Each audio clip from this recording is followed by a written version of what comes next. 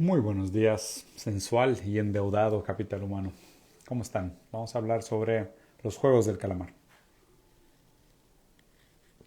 Vamos a esperar que se conecte la gente, porque va a ser un review a detalle, con profundidad, de una serie bastante interesante.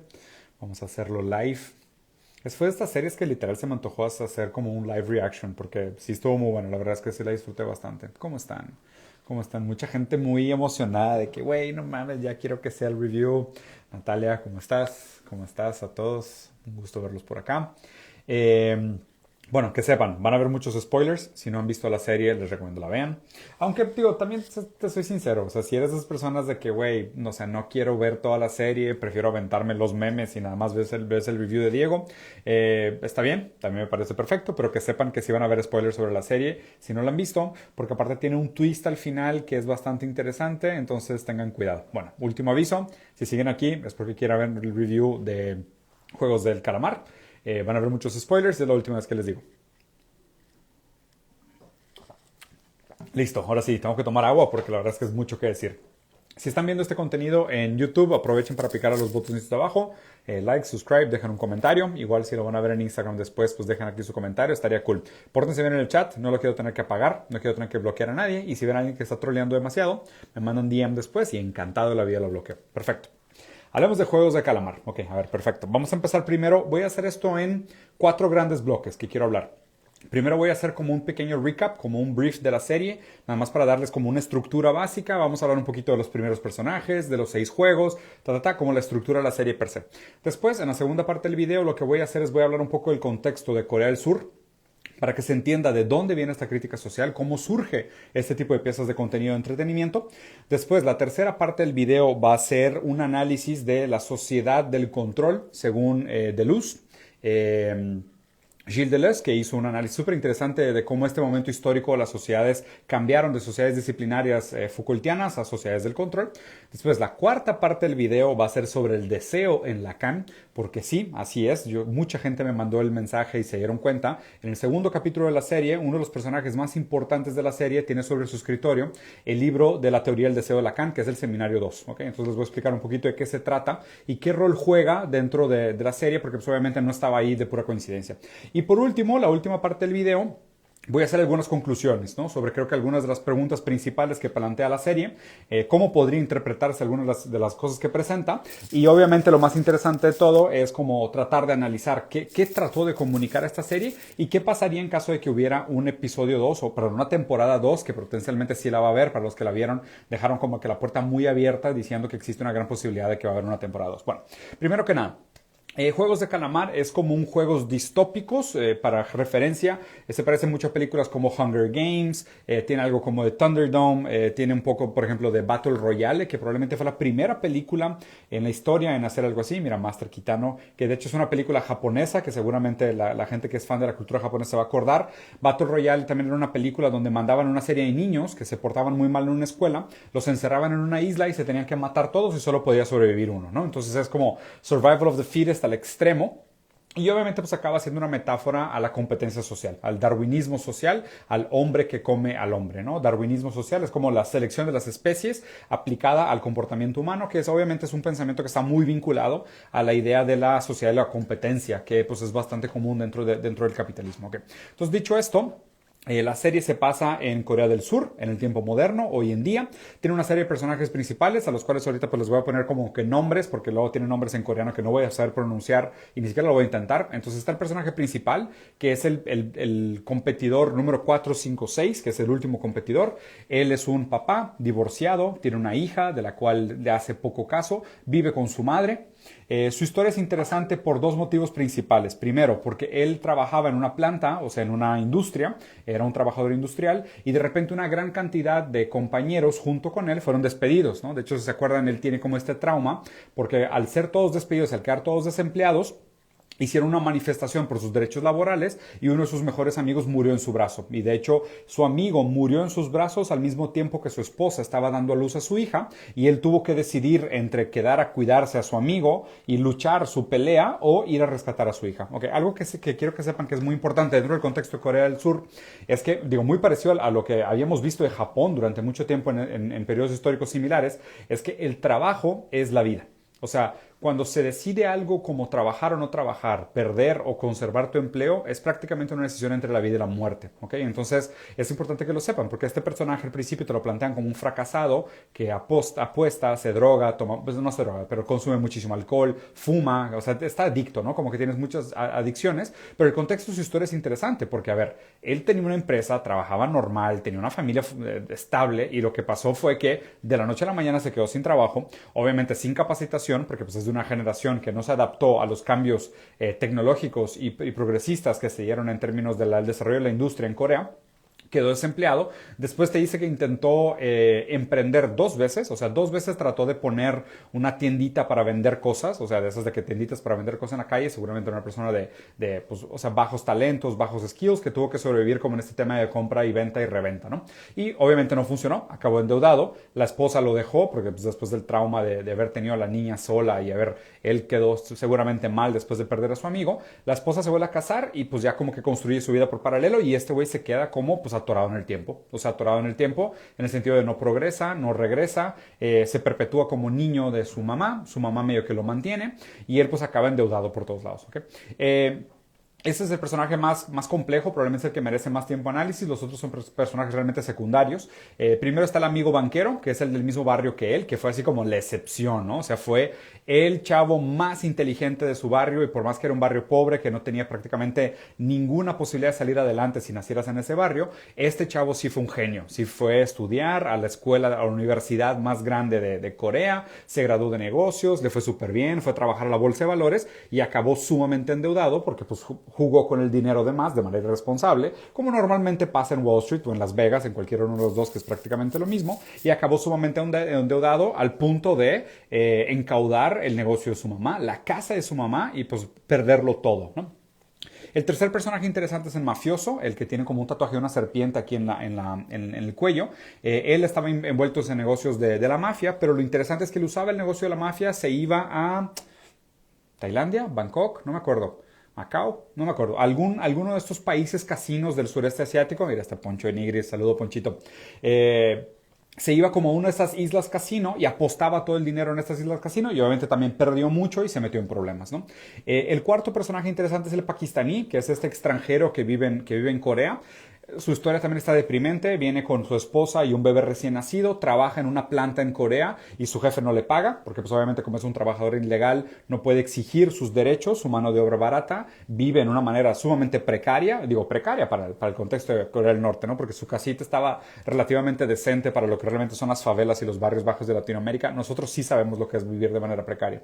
Entonces este pakistaní no recibe su sueldo, no tiene cómo exigir sus derechos laborales porque trabaja de ilegal, es su única manera de progresar en la vida y a fin de cuentas pues ahí como que se queda estancado, ¿no? Entonces acaba lastimando la mano de su jefe y entrando en deudas serias y pues por eso lo meten al juego también.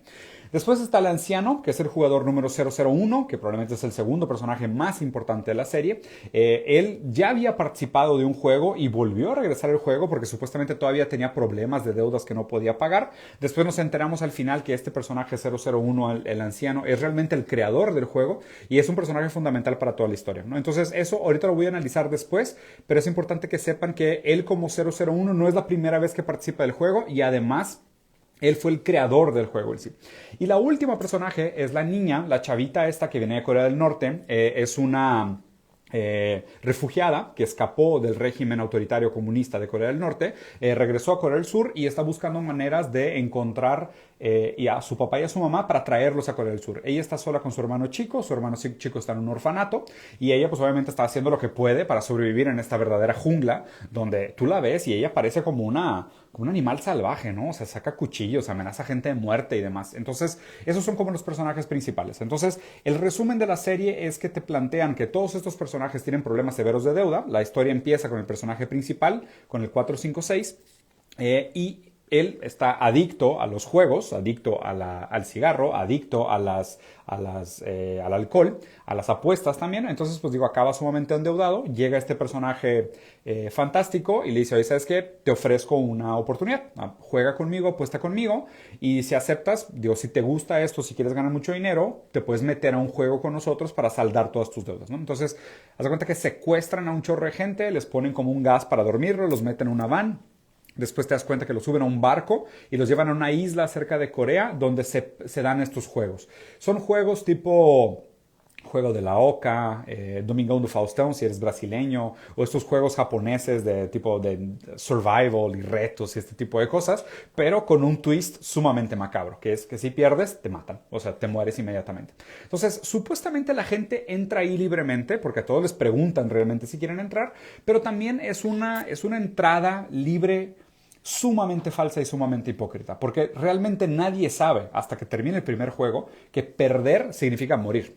Y desde antes de eso ya los habían hecho todos firmar como un contrato diciendo yo estoy aquí por libre voluntad, no puedo negarme a jugar y tengo que jugar hasta que el juego termine, ¿ok? Y dice que, o sea, cualquier cosa serás eliminado. Pero pues obviamente ya la palabra eliminado ya es un engaño brutal, ¿no? Porque pues ¿a qué se refieren con eliminado? Yo pensé que eliminado era que me mandaran de regreso a mi casa, no que me dieran un balazo en la cabeza, güey. Entonces ahí, ya desde ahí dices, no, pues digo, pues justicia definitivamente no es. Es una enorme manipulación, es una cosa sumamente perversa, por más que, claro, ¿no? Y aquí es donde empiezan definitivamente los análisis en paralelo con cómo funciona la economía, porque tú firmas muchos de tus contratos sin entenderlos realmente. Firmas tu contrato de celular y de repente te vas de viaje y regresas con una cuenta millonaria porque no entendías los términos del roaming o del contrato. Y lo mismo pasa prácticamente con todo hoy en día.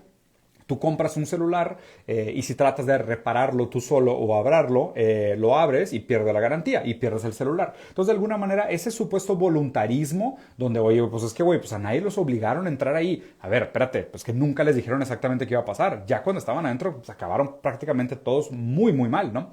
Entonces, entran. Aquí lo interesante, si quieren, vamos viendo un poquito como cada uno de los juegos, ¿no? Porque pasa como un break extraño en la serie.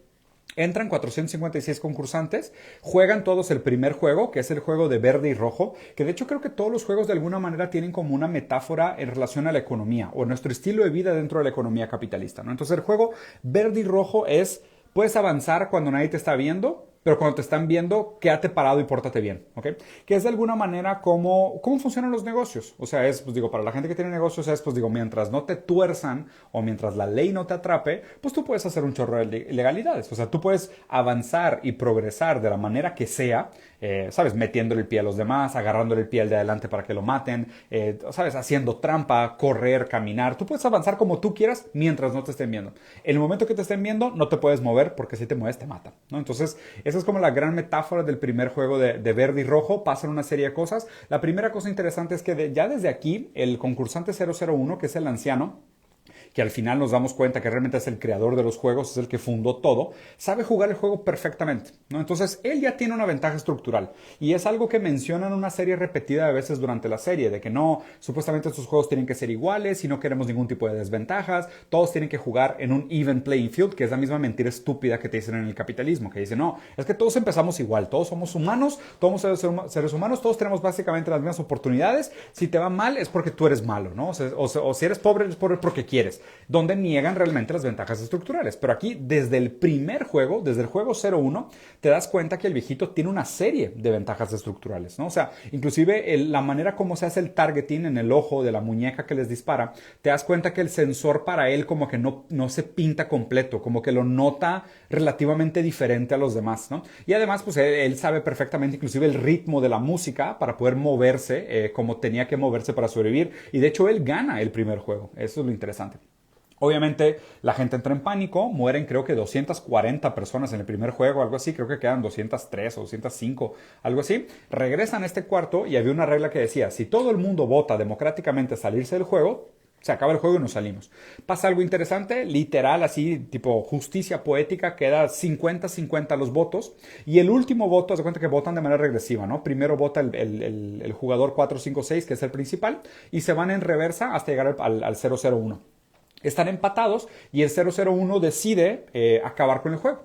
Lo cual ya me parece extraño porque, o sea, casi me parece un poco como que Raro por parte de él porque decir, a ver, él creó los juegos con esta intención de simular toda esta supuesta justicia y darle a la gente una oportunidad de redimirse como humanos y mostrar su calidad moral y salir de la deuda y demás, y si no, ayudar a la familia, mientras él vende esto como un entretenimiento medio perverso para estos VIPs, que son los hombres disfrazados de animales, que por cierto, que malos actores.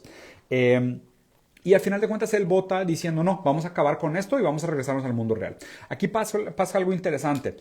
Pasa el tiempo y obviamente ya todos afuera se dan cuenta pues que el mundo realmente no había cambiado, sino que todos pues ahí seguían esperándolo sus deudas, sus cobradores, sus problemas en la vida real, y de hecho se topan el primero y el último, ¿no? El 001 y el 456, que es el principal y el anciano. Empiezan a platicar... empiezan a platicar entre ellos, y cuando platican entre ellos, de hecho el anciano le dice al 456, le dice, aquí afuera es peor que ahí adentro, ¿no? Lo cual al principio podría sonar como una metáfora oye, pues es que el capitalismo real es peor que este capitalismo...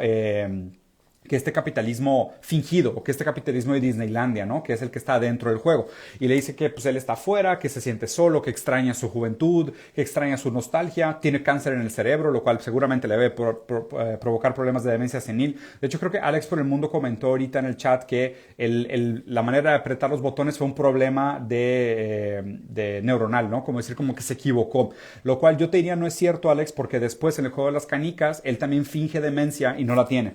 Entonces yo sinceramente creo que él no tiene un problema de demencia senil, ni siquiera de Alzheimer. O sea, su problema de tumor en el cerebro es puramente un problema de tumor en el cerebro y no tiene realmente vacíos de conciencia. Todos los vacíos de conciencia que tiene la serie son fingidos. O sea, realmente me parece que es un personaje que está consciente de lo que está haciendo todo el tiempo. No creo que tenga, digo, es mi interpretación y tampoco me parece como determinante para lo que sucede en la serie, ¿no? Pero pasa algo raro.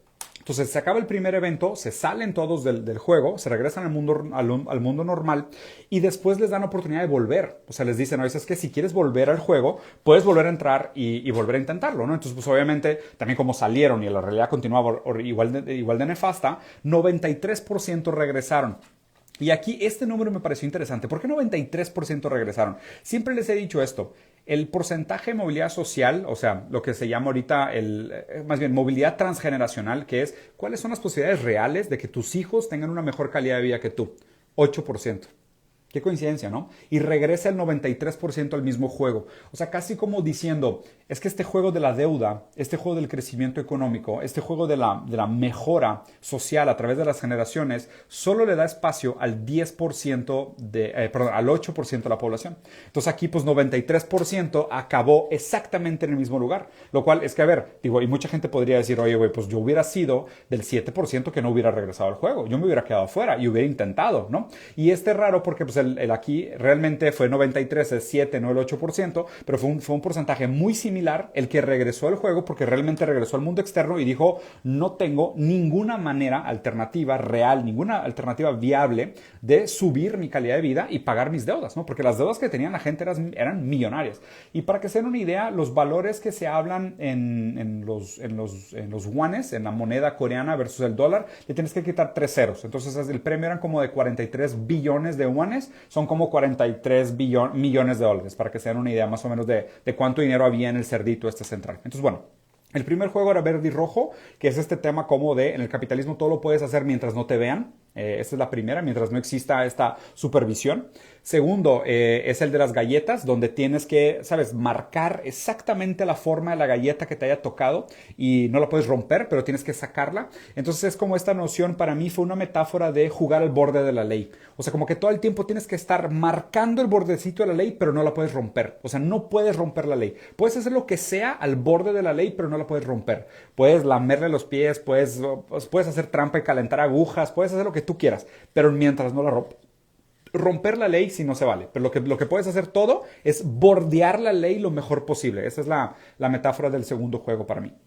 El tercer juego es el Tug of War, que es el de la cuerda, que de hecho, ahí te va, también en el segundo al personaje 001 le toca una forma relativamente fácil, que es la de la estrella, que mucha gente decía, no, pues el triángulo es la forma más fácil. No necesariamente, porque son las rectas más largas. Entonces, por ser las rectas más largas, no necesariamente lo hace más fácil. Probablemente las dos más difíciles eran el círculo y el sombrero, y las dos más fáciles eran estrella y triángulo. Entonces, aún así, le tocó una bastante fácil. Bastante aleatorio, me parece que se la jugó, pero le tocó una bastante fácil, ¿no? Desde el principio se nota que existe como esta bondad inherente al personaje 456 porque crea este vínculo con el anciano y como que lo quiere cuidar, ¿no? Seguramente hay una transferencia ahí paternal y lo que tú quieras, pero pues este vínculo se siente y además es mutuo. O sea, al mismo tiempo que 456 crea una admiración y un sentido de cuidado por 001, 001 también se medio que enamora de él, dice, ay, qué buen tipo, este es un güey como el que yo quisiera ver en estos juegos, para probar que existen los seres humanos buenos. De hecho, casi te das cuenta que el viejito quiere que gane el 456, ¿no? Como, obviamente también alimentando un poco su fantasía bastante infantil de que las personas nobles y buenas deberían de ser las que ganen en el capitalismo, lo cual no es cierto. O sea, se fijan, pues no pasa por ningún lado, al revés. Los que más hacen trampa, los que más se pasan a los otros por los huevos, los más viscerales, son los que acaban triunfando y avanzando más, ¿no? Entonces, en Tug of War, el juego de jalar la cuerda, el viejito 001 tiene una ventaja estructural también porque sabe cómo jugarlo perfectamente, le dice a su equipo exactamente qué hacer. Ahí también hay una metáfora en este juego muchas veces de que pues en el capitalismo muchas veces te va mal por las personas con las que te rodeas, o sea, por las personas con las que te toca hacer equipo, por tus socios, por tus amigos del trabajo, a lo mejor participas de un esquema, pero pues el éxito financiero depende o está colgado de otras personas y a lo mejor tú haces muy bien tu trabajo, pero trabajas con otras personas que tienen discapacidades físicas o debilidad o problemas cardiovasculares o problemas de alimentación y no pueden realizar bien sus funciones, entonces pues acabas perdiendo en el capitalismo por culpa de los demás. Entonces es la metáfora de Tug of War. Después está el juego de las canicas, que me rompió el corazón. Qué buen episodio, o sea, la verdad es que qué buen episodio todos pensaban que iba a suceder una cosa, pero realmente lo que sucedió fue que escogieron partners pensando que pues nosotros dos somos muy buen equipos, hasta que el capitalismo hace que te opongas también. Y esto pues pasa también, en el mercado sucede. O sea, ¿qué sucede? Tú a lo mejor, vamos a suponer, estás en el nivel gerencia con uno de tus mejores amigos. Y mientras son gerentes, y hay muchas gerencias, los dos pueden ayudarse y progresar juntos en la escalera de la empresa, y ir de que, oye, no mames, voy a echarle ganas, te ayudo con el proyecto, hasta que de repente los dos son directores, y ya empiezan de que, ay, güey, los dos somos directores al mismo nivel. De aquí para arriba solo queda la vicepresidencia, y vicepresidencia solo hay una. Entonces ahora somos tú contra yo. Entonces ya empiezan estas enemistades directas y ahí es donde te das cuenta que la gente está dispuesta a matarse con tal de seguir progresando. O sea, porque, de nuevo, la metáfora más fuerte que cuenta esta historia es la metáfora coreana de que la decisión entre trabajar y no trabajar es la decisión entre vida y muerte, ¿no? Entonces aquí lo que te ponen es, pues, o sea, progresar en el capitalismo es jugarte la vida, porque realmente esos niveles de deuda y ese nivel de miseria y de pobreza, pues te va a acabar matando. Después de ahí viene el juego del puente, que ya quedan muy pocos. Ahí también ponen al anciano, si no me equivoco, en el penúltimo lugar, que es como el lugar más seguro, que de nuevo muy misteriosamente él acaba en el lugar más conveniente de todos, en el penúltimo lugar. Solo atrás de él está si no me equivoco, el 456 y obviamente pues adelante todos los que se van a ir sacrificando, ¿no? Entonces ahí también es una metáfora a la innovación. ¿Por qué a la innovación? Porque a lo mejor una persona inventa el Internet, por decirlo así, luego una persona agarra el Internet y lo transforma en una plataforma de monetización, luego una persona agarra el Internet, la plataforma de monetización y las tarjetas de crédito y lo transforma en PayPal, luego alguien agarra, ¿me explico? O sea, el que se arriesga primero en el capitalismo probablemente tiene la mayor cantidad de riesgo y toda la gente que después se queda con los valores agregados descubiertos por estos primeros innovadores no necesariamente les rinde tributo, sino que estos innovadores que se arriesgan y pierden acaban siendo carne de cañón que le marcan el camino del éxito a los siguientes, que es justo lo que pasa en la metáfora del puente. Los primeros se tienen que arriesgar para que los demás puedan ver por más o menos por dónde irse, pero los que ganan son los que van al final, porque llegaron después. O sea, no hay ningún mérito en el capitalismo en este tipo de innovación. O sea, por ejemplo, podrás decir, Jeff Bezos merece todo. Güey, o sea, ¿qué sería Jeff Bezos sin el contenido de los libros que vende y los productos que vende y sin el Internet? O sin los drones, que son cosas que él no inventó. Él lo que hizo fue agarrar cosas de gente que inventó cosas antes que él e instrumentalizarlas para sus propios fines, que es también esta horrible alegoría de la originalidad dentro del mercado capitalista, que existen grandes innovadores que merecen nuestra idolatría porque han redescubierto la rueda, lo cual no es cierto. Todas las innovaciones humanas tienen una historia, o sea, tienen una historia de descubrimiento, pero lo interesante es que el que gana, el que capitaliza, el que llega al último con la innovación es el que se queda con el fruto de todas las cosas, ¿ok? Entonces, esta es la metáfora del puente. Y lo último es el juego del calamar, que es el que sí pusieron ahí. La verdad es que metafóricamente no tiene mucho sentido, pero pues sí se juega este juego a muerte de que pues aquí llegamos y solo uno de los dos va a pasar, ¿no? No me quiero meter mucho ahí porque la verdad es que no hay tanto. Hay otras cosas que me interesan mucho más analizar de la serie. Bueno, lo primero que quería platicarles es sobre el personaje del anciano. El anciano es eh, el ejemplo de nacer en cuna de oro dentro del capitalismo. O sea, es nacer con todas las ventajas estructurales.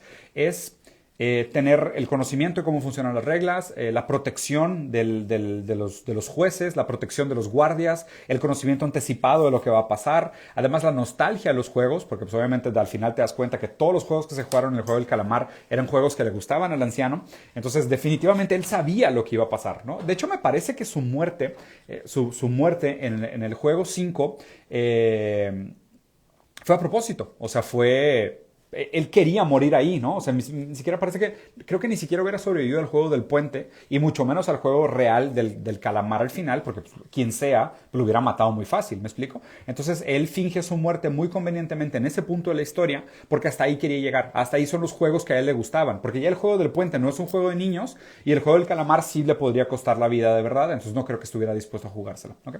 Entonces, otra cosa que es importante, este anciano crea este juego, ¿ok? Porque él dice que se aburre al final de su vida y él dice que los muy pobres y los muy ricos tienen una cosa en común, que es no tener una motivación para la vida, lo cual me parece románticamente estúpido y falso. Claro que el dinero trae felicidad, claro que el dinero trae salud, bienestar, seguridad, transición, o sea, trae todas las cosas que el ser humano necesita para vivir. Es una desgracia, porque así es la única manera en cómo podemos llegar a esas ventajas que son prácticamente derechos humanos y básicos de la dignidad humana, pero que hoy en día solo se logran a través del dinero. Y él, teniendo demasiado dinero, se siente aburrido, entonces crea este juego para probar su sesgo, que su sesgo es los humanos son malos, los seres humanos son malos a priori, ¿no? Pero hay una conexión sumamente nefasta aquí. Él se hizo billonario como prestamista. O sea, él se hizo billonario prestando dinero. Y a la gente a la que pone a jugar es gente que está endeudada. Entonces, su propio negocio de, ¿sabes? De, oye, te presto para que gastes de más y como estás endeudado y te voy a cobrar intereses y probablemente no me vas a poder pagar después, él acabó inventando un juego para castigar a sus propios clientes. Eso es lo que me parece más nefasto de todo. O sea, es nefastísimo el personaje del anciano porque su negocio es el que provocaba todo este tema de la deuda de Corea, ¿no? Y realmente hay un común denominador sobre la deuda en Corea. Hay mucho tiempo donde en la tele, en la serie están diciendo que los niveles de deuda están más altos que nunca, que la gente no puede pagar sus deudas, que el endeudamiento crónico es un problema real, que la economía solo crece a través de la deuda, lo cual, a ver, de nuevo, es real, todo es real de esto en Corea y ahorita se los voy a platicar. Entonces, bueno, crea este juego como un sistema supuesto de justicia, ¿no? O sea, como para mostrar a los demás que no existe tal cosa como la justicia real dentro del mercado. Entonces él quiere dar este sistema como para redimir a la gente perverso, tonto, mal fundamentado, naturaleza humana. No es cierto, no existe tal cosa como un ser humano bueno y malo por naturaleza. Otra cosa es que, pues digo, ya cuando llegan ahí los personajes, pues ya son todos adultos, condicionados, ya traen todos sesgos cognitivos, formación de carácter, ya tienen su propia subjetividad, ya están condicionados por el mundo. Su esencia solo existe después de su propia existencia, de su relación con el mundo. O sea, ya tuvieron una relación material con el mundo y por ende desarrollaron esas características que son las que se ponen a prueba en el juego, pero ya es muy tarde para todos. O sea, nadie se redime realmente, o sea, nadie dentro del juego cambia bajo las condiciones como para revelarse una buena persona. Podrías decir, el personaje 4, 5, 6 tiene un acto de redención. No es un acto de redención, él siempre fue una buena persona. De hecho, le dice, cuando lo van a reclutar, le dice, güey, no me trates de reclutar en otra religión, yo soy un monje budista, ¿no? Casi como diciendo, él ya era bueno, simplemente ahora se notó su bondad en condiciones reales de empatía y demás, pero él ya era bueno. Él fue completamente despreciado y torturado por el sistema, pero él ya era bueno. Bueno, etapa número 2, la historia de Corea del Sur. Primero, es algo importante, ¿por qué? Porque acuérdense que el personaje principal pierde a su mejor amigo en las huelgas, pierde su trabajo por culpa de un despido masivo por parte de una empresa sin remuneración, lo cual es culpa de un Estado mal regulado, sin derechos laborales y demás. Y además, pues ahí es de cuenta que te marcan como el fin del estado de bienestar, ¿no? Un poquito de la historia de Corea. Corea fue establecida como un estado proxy por Estados Unidos para combatir el comunismo en la región de Asia en ese momento histórico que fue en 1948. ¿Okay?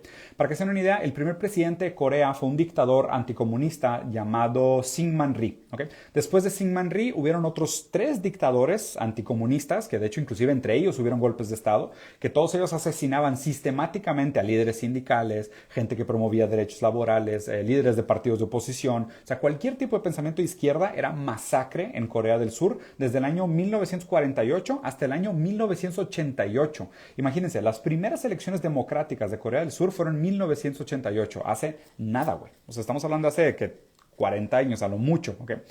Lo raro es que después de 3 dictadores, 3 masacres enormes a civiles e inocentes, ¿ok? Corea empieza como a desarrollarse. En 2019, para que se den una idea, Corea del Sur debe, o más bien su nivel de deuda es 42.25% de su Producto Interno Bruto. O sea, casi mitad de lo que produce Corea lo debe antes de producirlo, que es de los niveles de deuda más altos del mundo. Obviamente esto tiene que ver con la cultura del capitalismo y del desarrollo económico fantástico que tiene, por ejemplo, Estados Unidos. Estados Unidos creció 2% al año en los últimos 10 años, pero la deuda creció 650%. ¿Qué es lo que pasa con muchos de estos países que crecen a base de deuda? ¿Okay? Aprender a manejar la deuda realmente es un problema. Y esto que Corea del Sur es un país que está bien apalancado en niveles de deuda. O sea, es un país que está relativamente bien hecho en términos de cómo estructurar su deuda. Pero aún así, el problema es la gente. O sea, el problema es cómo la gente vive ese nivel de deuda. Para que se den una idea, hoy en día el promedio de deuda del ciudadano de Corea del Sur, y es promedio de deuda total de la población, ¿ok? Es de 12.000 euros, ¿ok? Hace 10 años, el promedio de deuda en Corea del Sur era de 4.000 euros. Entonces, prácticamente se triplicó el nivel de deuda del surcoreano en los últimos 10 años. Entonces, definitivamente que esta serie refleja ese malestar, que es, oye, sí, la sociedad se ha desarrollado mucho, somos muy productivos, hacemos muchas cosas, la competencia nos está volviendo locos y además la única manera como tenemos de tener un estilo de vida relativamente bueno dentro de una sociedad tan cara, tan apelmazada, tan de alta densidad, tan de alta demanda, es a través de la deuda. Entonces lo que hacen muchos de estos países es que fomentan el que la gente adopte deuda, pero pues después obviamente no hay ningún plan para sacarlos de ahí. Te dicen, no, edúcate, trabaja más, güey. ¿Cómo que trabaja más? O sea, literal, hay un problema grave de suicidios ahorita en Corea del Sur. De hecho, otro detalle importante. En la escena del mafioso, cuando está en un carro y como que lo están siguiendo y están como en un puente y el mafioso salta al agua, ese puente ha tenido 2 nombres en la historia de Corea del Sur. Primero se llamaba el Puente de la Muerte, porque era el puente donde tradicionalmente todos los empleados iban a suicidarse. Entonces era el puente que tenía el mayor índice y el mayor número documentado de suicidios en todo Asia. Y después transformaron ese puente como en una obra nefasta de ingeniería psicológica social. Y ahora el puente está lleno de cámaras y triple barreras y maneras para que la gente no se suicide. O sea, barreras físicas para que la gente no se suicide y unos mensajitos bonitos de cómo estás hoy, no te des por vencido, todo va a estar bien, el sol también sale mañana, y le cambiaron el nombre del Puente de la Vida. ¿Resolvieron el problema de los suicidios? Absolutamente no. ¿El problema de la deuda sigue estando enorme? Sí, sigue estando horrible. La gente está deprimida y muy estresada. Pero ahora es más difícil saltar del puente y el puente te dice que todo va a estar bien. ¿Va? Entonces es la manera de cómo se resuelven los problemas en el populismo. ¿Okay? Ahora vamos a pasar a la etapa 3 del análisis, que es la sociedad del control. Para mí, estéticamente, todo este juego del calamar es una gran metáfora a las sociedades cibernéticas y a las sociedades del control. ¿Okay? Me voy a explicar un poquito de qué se trata con esto. Se supone que hemos pasado, según el análisis de Michel Foucault y posteriormente de Gilles Deleuze, hemos pasado por 3 etapas de cómo el poder se ejerce sobre las sociedades. ¿Okay? El primer modelo de sociedades eran las sociedades feudales, que son las sociedades soberanas, ¿no? Donde se decía que el rey tenía poder soberano sobre la vida de sus individuos. Entonces, si el rey te quería matar, el rey te mataba. El rey te decía, te mueres, te mueres. O sea, te corto la cabeza, prima nocte con tu esposa, prima nocte con la esposa. No había manera de resistirse al poder soberano de los reyes y de los líderes feudales. ¿Okay? Hay una segunda etapa del desarrollo de la sociedad, que son las sociedades disciplinarias, ¿no? Entonces, la sociedad disciplinaria cambia un poco porque lo que hace, por ejemplo, es encausa la conducta, la normaliza, dice lo que está bien y está mal. El poder como de alguna manera le da orden a los cuerpos, a los espacios, pero con la intención de hacerlos productivos. ¿Okay? La sociedad disciplinaria es la sociedad de las escuelas, de las fábricas, de los hospitales psiquiátricos, del ejército, de estos grandes cubos que maquilan empleados. ¿Okay? Esa es la sociedad disciplinaria. Aquí es interesante analizar el personaje principal 456 porque a él le tocó el brinco de la sociedad disciplinaria a la siguiente etapa, que es la sociedad del control. Se habla también de una gran generación preparada para un futuro que ya no existe. ¿Okay? Acuérdense de esta frase, una generación preparada para un futuro que ya no existe. Justo como el papá de esta niña o el personaje principal. ¿Por qué? Porque él probablemente fue entrenado para ser maquilador o trabajan en una planta de minerales de alto volumen industrial y de repente llega la revolución tecnológica y él ya no puede hacer nada. Seguramente ya está demasiado grande, ya tiene demasiadas deudas, no tiene tiempo, o sea, no le da la vida para agarrar un segundo curso mientras está haciendo 3 empleos y tratando de pagar todo lo que debe, como para volverse relevante y competir contra las generaciones nuevas que nacieron con un iPad en la mano y hablan el lenguaje digital. Entonces, él fue una generación y hay otras generaciones justo ahí en medio, porque se fijan, casi todo el mundo que participa del juego del calamar está entre los 20 y 40, ¿va? Más o menos entre 20 y 40, quitando el 001 que sí es una excepción grande a la regla, están todos entre los 20 y los 40, que se siente justo como esa generación, una generación que estudió todavía una carrera pensando que el mercado laboral iba a ser el mismo para el cual ellos estudiaron, pero cuando se graduaron o empezaron a trabajar, hubo un cambio de dinámica tan grande en el mercado laboral que todos quedaron anticuados. ¿Okay? Entonces ahí hay algo que habla del cambio de las sociedades disciplinarias a las sociedades de control.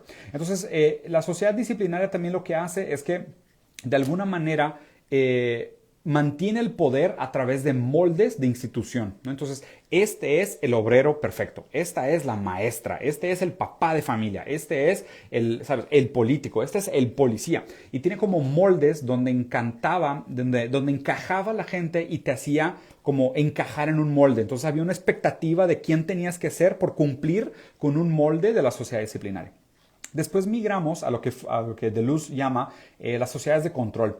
A diferencia de las sociedades disciplinarias tenían mucho esta idea de punir y castigar. O sea, de si haces algo, reglazo. O sea, si rompes la ley, a la cárcel. Si haces no sé qué, castigo, pena de muerte, multa, ¿sabes? Golpe, violencia. Como que físicamente te corregían. O sea, te corregían la conducta para que encajaras en el molde del comportamiento de un ciudadano que funciona en una sociedad.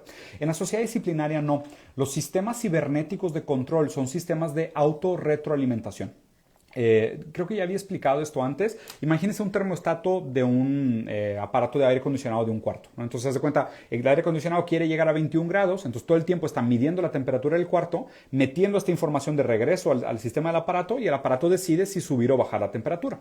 Entonces, las sociedades disciplinarias lo que hacen es que constantemente están agarrando datos sobre nuestro comportamiento, retroalimentando esos datos y después exigiendo de nosotros una desviación en nuestro comportamiento para ajustarnos hacia lo más productivo. ¿Okay? La lógica de la productividad sigue existiendo de la sociedad disciplinaria hacia la sociedad de control, pero la manera como se ejerce el poder es diferente, porque la sociedad disciplinaria era de moldes rígidos que te obligaban a adaptarte a un perfil, a un estereotipo. La sociedad de control no, ya es más líquida, como dijo Zygmunt Bauman también. O sea, lo que se exige de nosotros no es solo cualitativo, sino que es cuantitativo. O sea, no es que seas papá, es qué tan buen papá eres, ¿sabes? No es que seas empresario, es qué tan buen empresario eres. O sea, por ejemplo, uno de los ejemplos claros de esto es que 2 personas con el mismo puesto en la misma empresa pueden ganar sueldos diferentes. Antes no había eso. O sea, antes era, pues tú eres empleado, manejas el taladro, pues el sueldo para un taladrador es X. Hoy en día no. Hoy cada uno de nosotros tiene un sueldo diferente y una recompensa diferente, lo cual también fomenta la competencia entre personas del mismo nivel. O sea, obviamente aumenta la productividad, pero también aumenta el estrés, las enfermedades mentales y la violencia entre las personas, ¿no? Entonces, esto también aplica de alguna manera para la locura. ¿Okay? Les doy un ejemplo. Hay unos exámenes psicológicos que se llaman DSM, ¿no? Que son estos manuales, estos libros que mapean las enfermedades mentales. El DSM-1, cuando todavía yo creo que todavía estábamos en la época de sociedad disciplinaria, las enfermedades mentales se catalogaban como sí o no. Era de que, oye, ¿tienes ansiedad? Sí o no tienes ansiedad. O sea, ¿eres paciente o no eres paciente del cuadro sintomático, por decirlo así? Hoy ya estamos en el DSM-5. Ya a partir del DSM-4 ya habían escalas, pero ya en el DSM-5 se ve completamente de acuerdo con la teoría de Gilles Deleuze de que vivimos en una sociedad de control. ¿Por qué? Porque los niveles de ansiedad aún te siguen catalogando. Entonces, como ya no existe esta distinción entre soy o no soy un cuadro ansioso, sino es ¿qué tan ansioso eres? La verdad es que pues, todos somos ansiosos. A lo mejor una persona es ansiosa al 0.0001% y una persona es ansiosa al 100%. Entonces, pues obviamente eso también está vinculado al crecimiento de la industria farmacéutica, a la domesticación de la gente, ¿sabes? La máxima manipulación y control del comportamiento humano y la instrumentalización de la emocionalidad en nombre del utilitarismo o de las capacidades productivas. ¿Okay? Entonces, si se fijan, la manera como caminan por estas escaleras de colores y demás, la manera como los soldados del otro lado tienen círculos, cuartos y triángulos. O sea, acaba siendo una sociedad que vigila, que controla, que se retroalimenta, que todo el tiempo está como atrapada en este mecanismo de qué tenemos que hacer para poco a poco ajustarnos para ir manipulando todo el sistema, ¿no? Y la verdad es que se siente mucho como un sistema sumamente cibernético. Terminando este punto de las sociedades del control, el penúltimo punto del que les quiero platicar, antes de llegar a los resúmenes y a las grandes conclusiones, les voy a platicar sobre el deseo en Lacan, ¿no? En el segundo episodio de la serie, uno de los personajes principales, que es el frontman, que es, bueno, dentro de los que usan máscaras, que participan del juego, que es el círculo, el cuadrado y el triángulo, existe un personaje que tiene realmente una máscara que casi parece un rostro humano, o sea, casi parece humano, ¿no?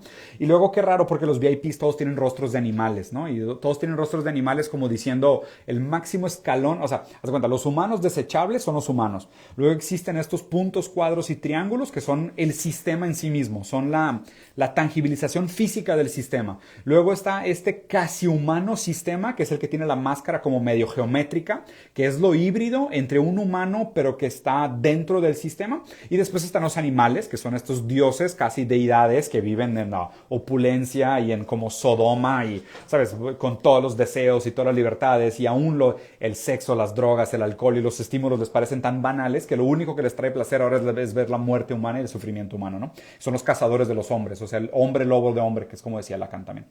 Bueno, el caso es que este personaje, el que tiene la máscara poligonal, que le dicen frontman, que resulta que es el hermano del policía, que después está infiltrado dentro del sistema y demás, que la verdad no me parece tan importante para la historia. Ahorita les voy a platicar por qué al final del tema del policía y más bien el tema de la ley y el Estado y su ausencia en la serie, que me parece sumamente importante. Pero bueno, el caso es que este personaje, el frontman, fue ganador de un episodio anterior y ahora trabaja dentro del programa, ¿ok? Y está leyendo un libro de Lacan muy interesante que habla sobre el deseo. Quiero hacer una distinción. Obviamente hablar de teoría lacaniana es sumamente complicado. Saben que no es mi tema. O sea, es un tema que me gusta, pero no tengo autoridad para hablar mucho del tema. Es un tema muy complejo. Pero hablar de deseo en Lacan es algo interesante porque se habla de la diferencia entre deseo y satisfacción de necesidades. ¿Ok? Cuando nosotros tenemos hambre, comemos. ¿Ok? La primera vez que tú comes, lo que pasa es que esa satisfacción de tus necesidades de comer son simbolizadas. O sea, tú no experimentas tengo sed, perfecto. Qué rico, tenía sed, ya se me quitó, listo. Ok, ahora cuando tenga sed otra vez, tengo un serio problema. Porque no solo tengo sed, sino que quiero repetir aquella experiencia primaria que fue la que parecía que solucionó mi problema del deseo. Porque aquella primera vez que tomé agua, aquella primera vez que satisface mis necesidades, queda la huella de esa satisfacción perfecta, de esa satisfacción absoluta. ¿Okay? Entonces el agua pasa de ser la cosa en sí para ser la cosa para sí. ¿Okay? Entonces ya no es solo el hambre, no es solo la sed, no es solo las ganas de jugar, no es solo las ganas de coger, no, es el deseo, más bien la necesidad, más lo simbólico del deseo. Okay, entonces, lo simbólico del deseo realmente eso nunca lo logramos repetir. ¿Por qué? Porque obviamente al momento de simbolizarlo y guardarlo en tu memoria, lo idealizas y se vuelve una imagen abstracta que queda una huella anémica en el orden simbólico que ya después nunca puedes repetir. Entonces realmente aquella primera manzana que comiste, que fue la que satisfago tus necesidades, nunca la vas a volver a encontrar. Nunca vas a volver a encontrar una manzana tan buena como para compararla con aquella manzana de tu memoria. Entonces el ser humano de alguna manera está condenado a la repetición y a la insatisfacción porque constantemente está buscando repetir aquella experiencia primaria con la cual quedó la huella anémica de la satisfacción, pero pues obviamente es una huella anémica que está distorcida porque quedó el registro en el orden simbólico, a lo cual ya no podemos acceder y no podemos replicar. ¿Okay? Entonces, ¿por qué es sumamente importante esta teoría dentro del juego del calamar? Porque si se fijan, justo lo que quiere hacer el personaje 001 es revivir el placer de sus juegos de la infancia. O sea, él todo el tiempo está en esta nostalgia de, pues es que yo era feliz cuando jugaba como niño. Claro, pero pues nunca va a volver a ser, porque en ese momento el deseo, más bien la necesidad que tú tenías de socialización, de amor, de reconocimiento, de empatía, lo que tú quieras, fueron satisfechas en ese momento, pero después queda la huella anémica y nunca se vuelven a satisfacer.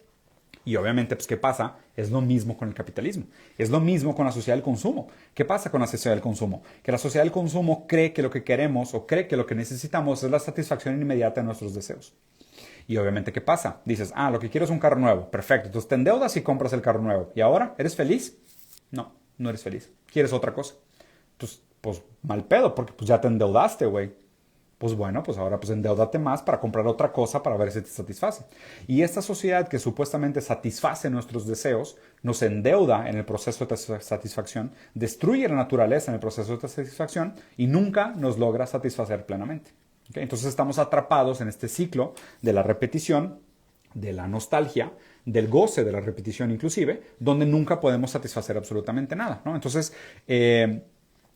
esto la verdad es que crea como una distorsión horrible en la sociedad.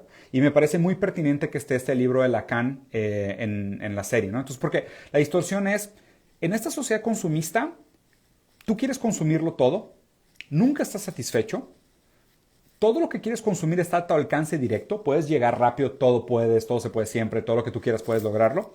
Tienes que ahorrar, porque ahorrar es lo responsable. La economía quiebra si no ahorramos. Ahorro es el comportamiento responsable, en paradoja todo lo dicho anteriormente. Y al mismo tiempo, la economía depende de la deuda para crecer. Entonces tenemos esta gran maraña, horrenda distorsión paradójica de cómo funciona la economía versus la manera en cómo Lacan mapeó el funcionamiento del deseo. Entonces queremos repetir esa situación originaria, que nunca podemos repetir realmente porque la huella anémica queda en el orden simbólico, y el orden simbólico ya habla de la cosa para sí y no habla de la cosa en sí. Entonces nunca podemos volver a repetir ese momento de satisfacción original, estamos condenados a repetirlo eternamente, y lo que hace la sociedad es que constantemente te endeuda para que estés consumiendo aquellas cosas que supuestamente van a tapar tu deseo, y nunca lo logran. Entonces en el inter, ¿qué hacemos? Destruimos la naturaleza, creamos competencia, malestar, estrés, tensiones, destrozamos familias, matamos gente literalmente con la propuesta de que supuestamente estamos satisfaciendo sus deseos, y nadie nunca lo logra, ni los pobres, ni la clase media, ni los ricos, ¿no? Porque pues aquí también lo que ponen mucho es que aún los ricos están insatisfechos con lo que tienen.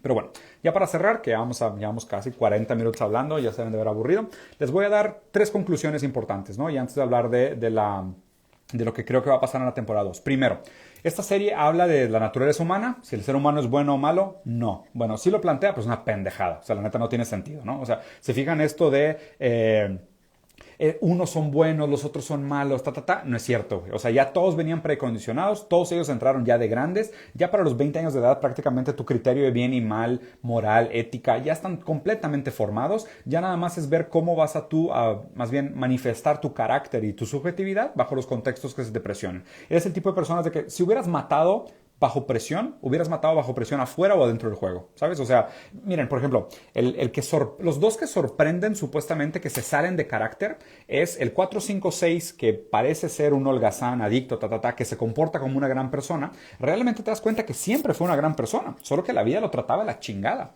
O sea, tenía tan mala suerte y él era como el residuo del sistema, como la gran mayoría de la gente, que tuvo mala suerte de ser despedido, trató de emprender, no le funcionó, perdió el tutelaje de su hija, su mamá se enfermó, o sea, pasaron un chorro de cosas en su contra de las cuales él no lo podía controlar, pero no era una mala persona. O sea, eso no lo hace malo, simplemente las condiciones que le tocaron para vivir son al revés, ¿no? Y el otro chavo, que era el brillante, el genial, el que estudió en la mejor universidad, que salió de la sociedad del control para lograr subir de nivel, ser la excepción a la regla, él mismo había apostado la casa de su mamá y el negocio de su mamá para jugar a la bolsa de valores en Wall Street, a Las Vegas. O sea, ya era de alguna manera una persona que estaba condicionada a tomar esas decisiones de altísimo riesgo sin importar en poner en riesgo a su mamá, güey. Entonces ya era un patán. El hecho de que dentro del juego él matara a todo el mundo para salir adelante no era ninguna sorpresa, ya lo había hecho. Ya había apostado la casa de su mamá y el negocio de su mamá en Wall Street. Ya era un patán, nada más que no sabíamos, ¿no? Entonces, naturaleza humana, ni al caso.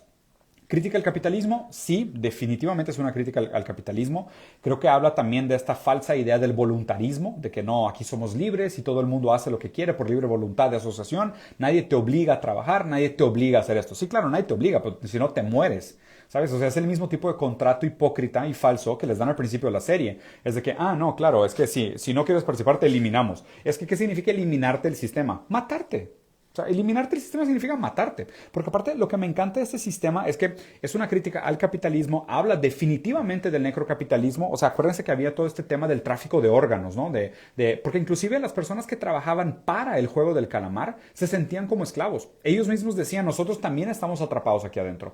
Y si te fijas, los cuartos de ellos eran igual de insípidos, sin nada, o sea, eran igual de tortuosos o alienados, muy buena palabra, alienados que los participantes. Es que justo es eso. Los verdaderos capitalistas eran los que estaban a mero arriba. O sea, los capitalistas eran los animales. Todos los demás eran carne de cañón. Aún los que trabajaban, aún los que mataban a los otros estaban trabajando, ¿no? Y estaban altamente alienados, no tenían cara. O sea, más alienados imposible, ¿no? Te quitan tu nombre y te dan un número de lo alienado que estás. El tema del necrocapitalismo y el tráfico de órganos también es evidente. Y lo que me pareció más interesante es que cuando los descubren a estos personajes que están haciendo tráfico de órganos, no los matan por hacer tráfico de órganos, los matan por desalienarse. O sea, los matan por quitarse la máscara. O sea, si se acuerdan, el frontman les dice, no me importa lo que hagas. Mi problema es que te vieron. Mi problema es que saben quién eres. Entonces ahí te tengo que matar. Entonces, pues obviamente igual, ¿no? O sea, el capitalismo igual, o sea, lo impermitido o lo no permitido es ser subversivo en el sentido de tratar de romper el proceso de alienación. Y voy a hacer el análisis final que para mí creo que es el mensaje más pertinente de esta serie. ¿Dónde está el Estado en todo esto? Desde el principio de la serie prácticamente no hay presencia del Estado más que la participación del policía, ¿no? O sea, la participación de la policía ahí muy levemente es la única participación del Estado y prácticamente no les creen, no les hacen caso, no funciona, ¿no? Pero no hay tal cosa como un estado de bienestar. O sea, no hay un grupo de apoyo, no hay un soporte, no hay un número de queja, no hay un apoyo para víctimas de la deuda. ¿Sabes? O sea, por ejemplo, para el pakistaní no hay derechos laborales, para este señor que perdió su empleo en la huelga original de la historia tampoco había apoyo ni derechos laborales, ¿no? Justo como pasó en Chile y como pasó en Corea desde 1988, o más bien, bueno, desde antes en Corea probablemente, porque pues, ya era un estado proxy americano de un laboratorio de neoliberalismo, ¿no? Pero el Estado no existe hasta la prueba final. La prueba final, cuando el jugador 456 se topa con el jugador 001, le dice, mira, ves a este señor que se está congelando ahí abajo. Si se queda ahí hasta la medianoche probablemente se va a morir y te apuesto a que nadie lo va a ayudar, ¿ok? Y el otro güey dice, no, claro que alguien le va a ayudar, ¿no? Y lo que pasa es que pasa una persona, ve que está frío, lo trata de ayudar, no puede, y dice, bueno, pues ya perdí, güey, pero de repente regresa con un carro de policía. Y el carro de policía es el que rescata al vagabundo para que este güey gane la apuesta final contra el paciente 001, ¿no? Como diciendo, lo único que nos puede salvar de este juego anarcocapitalista, necrocapitalista, neoliberal, absurdo de deudores, es realmente un estado de bienestar. O sea, ese para mí fue el mensaje que manda al final, como diciendo la policía tuvo que venir a salvarnos, ¿no? Porque pues, si dejas a los capitalistas, aún en su enfermedad más perversa, lo que proponen como solución son estos juegos donde matan a la gente y apuestan con sus vidas para tener un tipo de moral o justicia o ética absurda dentro de estas reglas completamente inventadas y distorsionadas por un ego narcisista que no cabe en el propio cuerpo del anciano. Entonces ahí lo que ponen como solución es de que realmente solo el estado de bienestar los puede salvar. ¿Qué es lo que creo que va a pasar en la temporada 2?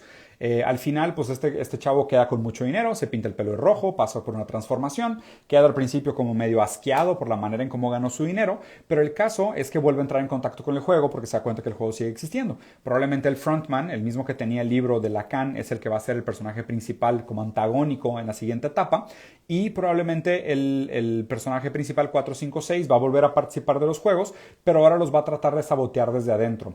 Yo creo que lo que debería suceder de alguna manera va a ser esta crítica como de le podemos ganar el sistema si todos nos unimos, ¿no? Así como un reformismo. Y es lo que quiero ver qué va a pasar, porque pueden pasar una serie de cosas. Puede pasar primero que digan de que no, lo que tenemos que hacer nosotros es un tipo de reformismo interno. Bueno, primero, lo que pudiéramos hacer nosotros es actuar de manera más moral, ¿no? Es como que el capitalismo está destruyendo al mundo, no voy a usar popotes. O de que, el capitalismo está destruyendo al mundo, voy a hacer filantropía, voy a donar 1 kilo de arroz a los niños pobres el fin de semana. Eso es lo que creo que va a pasar. Creo que él se va a meter otra vez al juego y va a tratar de jugarlo de la manera más ética posible para que todos ganen. Como diciendo, si nos ponemos todos de acuerdo, nadie tiene que morir, ¿ok? Lo cual no creo que vaya a suceder, porque pues igual que en el capitalismo, no funciona. La filantropía es una enorme enorme, absurda y ridícula mentira. De hecho, la filantropía de alguna manera es como quitarle el poder democrático a los estados y a los países soberanos de autogestionar su futuro, su progreso, su visión de bienestar y privatizarla, ¿no? Entonces yo no pago impuestos porque hago filantropía, entonces en lugar de que todos decidamos qué hacer con el dinero del Estado, yo decido qué hacer con el dinero del Estado. Y pues obviamente lo mismo que pasa en la serie del calamar es que los ricos, cuando usan su dinero en su idea del bien, crean estos juegos monstruosos que se vuelven una licuadora de carne humana, ¿okay? Lo otro que creo que sí debería pasar es que debería de haber algún tipo de revolución.